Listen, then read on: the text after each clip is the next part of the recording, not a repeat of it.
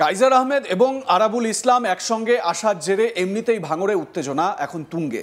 শওকত মোল্লাকে একঘরে করতে নিজেদের দূরত্ব মিটিয়ে কাছাকাছি এসেছেন কাইজার এবং আরাবুল। এই আবহে আবারও উত্তপ্ত ভাঙড়। আবারও ভাঙড়ের মাটিতে শোনা গেল গুলির শব্দ। আর জানেন কেন এই গুলি চলল? রক্তদান শিবিরের গেট তৈরিকে কেন্দ্র করে অশান্তি, আর তারপরে এই গুলিকাণ্ড। আপনাদের সেই সময়ের উত্তেজনার ছবি দেখাই, দেখুন।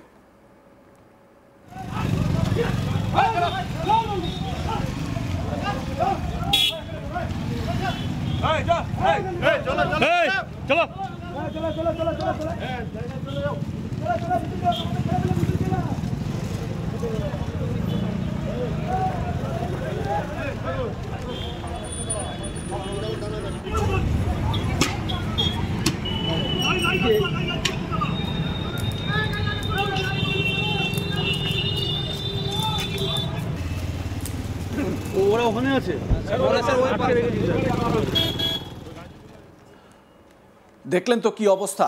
রক্তদান শিবিরের গেট তৈরিকে কেন্দ্র করে উত্তেজনা ভাঙড়ে। ভাঙড়ে এমনিতেই উত্তেজনা সবসময় তুঙ্গে থাকে। ছোট থেকে ছোট কোনো একটা ঘটনা ঘটলেই সেখানে গান চলে, সেখানে অশান্তি হয়, সেখানে জীবন শেষ হয়ে যায়। উত্তেজনার আবহে সেখানে গুলি চলেছে আরও একবার। ভাঙড়ের পোলেরহাট থানার পাকাপোল এলাকার ঘটনা। আগামী 23শে নভেম্বর পাকাপোল সংলগ্ন ছয়ানি এলাকায় রক্তদান শিবিরের আয়োজন করেছে আইএসএফ। আর সেই রক্তদান শিবির উপলক্ষে নওশাদ সিদ্দিকীর ছবি লাগানো গেট তৈরি করেছিল দলীয় কর্মী সমর্থকরা। সেই সময় তৃণমূল কর্মী সমর্থকরা হামলা চালায় বলে অভিযোগ।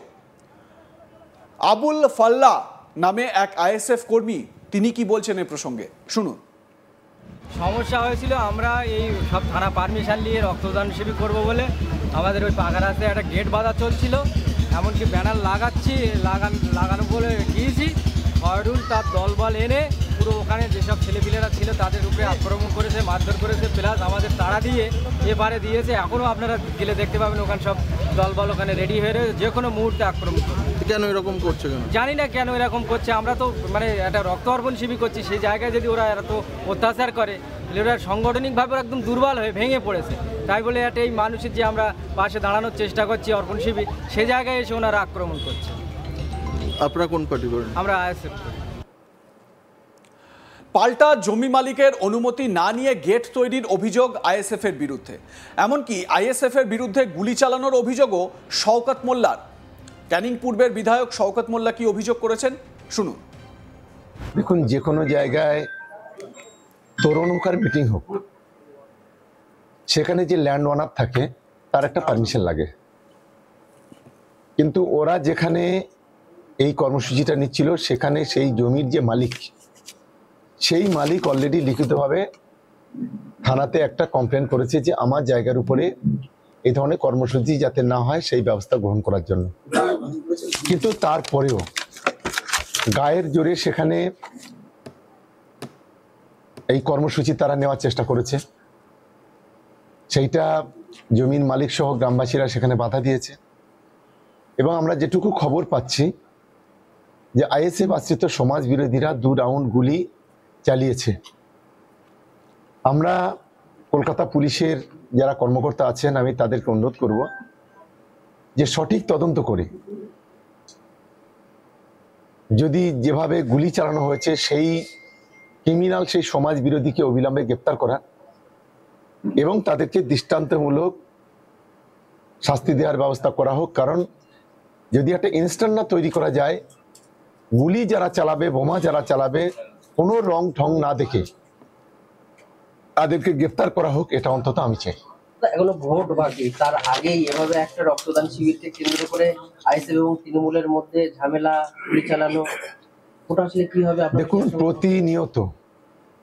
প্রতিনিয়ত এই ভাঙড়কে একটা এক্সাইটেড করার চেষ্টা করা হচ্ছে। আমাদের কর্মীরা কিন্তু যথেষ্ট সংযত। শুধু ভাঙড় নয়, আশেপাশের এলাকাগুলোকে রাজনীতির নাম না করে ধর্মীয় ভাবে তৈরি একটা অস্থিরতা তৈরি করার চেষ্টা করছে। পিছনে আছে রাজনীতি। আমরা তীব্র নিন্দা জানাচ্ছি, তীব্র ধিক্কার জানাচ্ছি যে বিজেপির কলকে তামাক খেয়ে ভাঙড়ের মতো সংখ্যালঘু অধ্যুষিত এলাকায় রক্তের হোলি খেলা করার যে নোংরা চক্রান্ত এই আইএসএফ এর বিধায়ক করছে, ভাঙড়ের মানুষ আগামী দিনে জবাব দেবে। এটা অবিলম্বে বন্ধ হওয়া উচিত বলে আমরা মনে করি। এই ঘটনায় এক আইএসএফ কর্মীর বাইক ভাঙচুর করা হয় বলে অভিযোগ। খবর পাওয়ার সঙ্গে সঙ্গেই পোলেরহাট থানার বিশাল পুলিশ বাহিনী ঘটনাস্থলে গিয়ে পরিস্থিতি নিয়ন্ত্রণে আনে। দীর্ঘক্ষণ রাস্তার এক প্রান্তে তৃণমূল এবং অন্য প্রান্তে আইএসএফ কর্মী সমর্থকেরা জমায়েত করেছিল। ঘটনাস্থলে যায় পোলেরহাট উত্তর কাশীপুর থানার পুলিশ। আপনাদের উত্তেজনার মুহূর্তেই গেট লাগানোকে কেন্দ্র করে বা গেট বসানোকে কেন্দ্র করে যে উত্তেজনা হচ্ছিল রাতের অন্ধকারে, সেই মুহূর্তের ছবি আরো একবার দেখাই।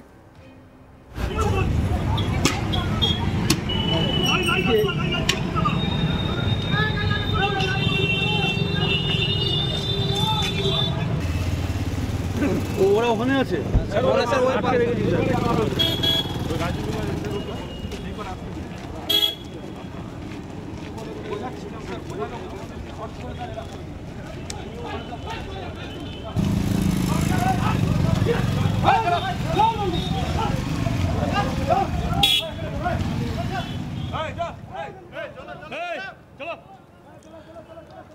ভাঙড় আপনারা জানেন যে এই মুহূর্তে মানে ভাঙড় কলকাতা পুলিশের আন্ডারে। মমতা বন্দ্যোপাধ্যায়ের নির্দেশে ভাঙড়কে কলকাতা পুলিশের আওতাধীন করা হয়েছিল, যাতে প্রশাসনিক বিভিন্ন সুবিধা, বিশেষ করে পুলিশের কাজের যাতে সুবিধা এবং ভাঙড়ে যে অশান্তি, বিশৃঙ্খল পরিস্থিতি, উত্তপ্ত পরিস্থিতি লেগেই থাকে, সেখান থেকে সুরাহা দেওয়ার জন্য পুলিশের তত্ত্বাবধানে থাকার জন্য, মানে কলকাতা পুলিশের তত্ত্বাবধানে থাকলে হয়তো সেই পরিস্থিতি তৈরি হবে না, এই ভাবনা থেকে কিন্তু মমতা বন্দ্যোপাধ্যায় ভাঙড়কে কলকাতা পুলিশের আন্ডারে করার নির্দেশ দিয়েছিলেন। কিন্তু তারপরেও দেখা যাচ্ছে ভাঙড় কিন্তু সেই তিমিরেই রয়েছে। ভাঙড়ে এতটুকু পরিস্থিতি স্বাভাবিক হয়নি। ছোট থেকে ছোট ঘটনার জন্য ভাঙড়ে পরিস্থিতি বিকট হয়ে ওঠে। মূলত ভাঙড়ের রাজনৈতিক যে পরিসর সেটাকে যদি আমরা দেখি, তাহলে সেখানে মূল লড়াই হচ্ছে আইএসএফ বনাম তৃণমূল কংগ্রেস। যে ভাঙড়ে এতদিন পর্যন্ত কখনো আরাবুল ইসলাম, কখনো কাইজার আহমেদ, এই মুহূর্তে ভাঙড়ের অন্যতম মুখ এবং প্রধান মুখ বলা যায় ক্যানিং পূর্বের বিধায়ক শওকত মোল্লা, ভাঙড়ের অবজারভার তৃণমূল কংগ্রেসের এই শওকত মোল্লাই, সেই শওকত মোল্লা আসার পরেও, তৃণমূল কংগ্রেসের এত বড় দায়িত্ব পাওয়ার পরেও ভাঙড়ের পরিস্থিতির কোনো রকম পরিবর্তন হয়নি।